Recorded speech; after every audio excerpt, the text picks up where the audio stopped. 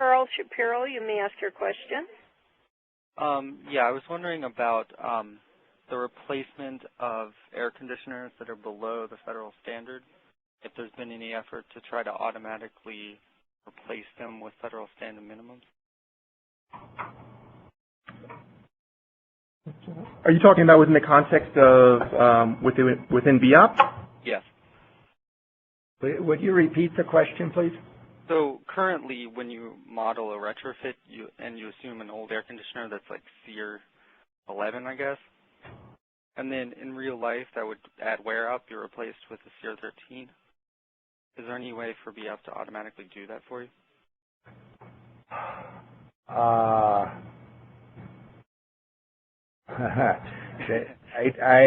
think the answer is yes, but it's actually the retrofit analysis gets a little complicated, and I have to admit I'm a little rusty on this, but I believe yes, and if you'd like to contact us offline, we can definitely give you an answer. Okay, thanks.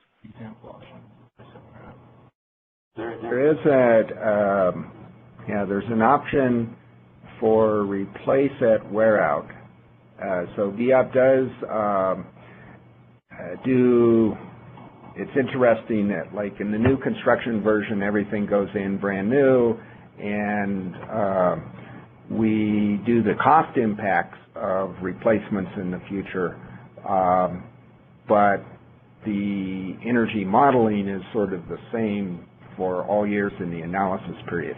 In retrofit, that is not the case, so we need to do different simulations before a equipment change occurs at wear out.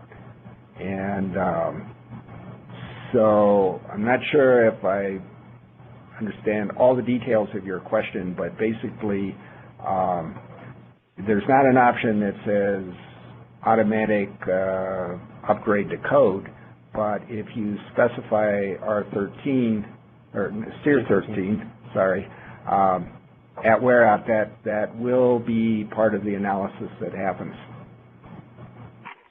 But if you have questions about the details of how to do that, feel free to contact us. One moment for the next question.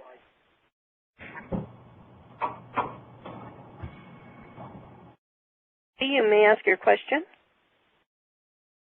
Is this me, Mike Kesey? Am I on? Yes, Mike, sir. answer your question. I don't know if I missed this, but how would you take into effect degradation of old units? So, you mean how would you enter it into BEopt, or? Right.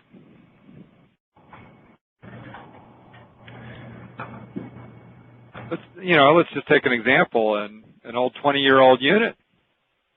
Right. You'd go to the nameplate and it would say, I don't know, SEER 6 or SEER 8. Right. We know that's not the case. Correct. So there's the HSP actually provides some guidance on how to do this. And BEopt has been tailored to kind of take the inputs that are specified in the HSP. What's HSP?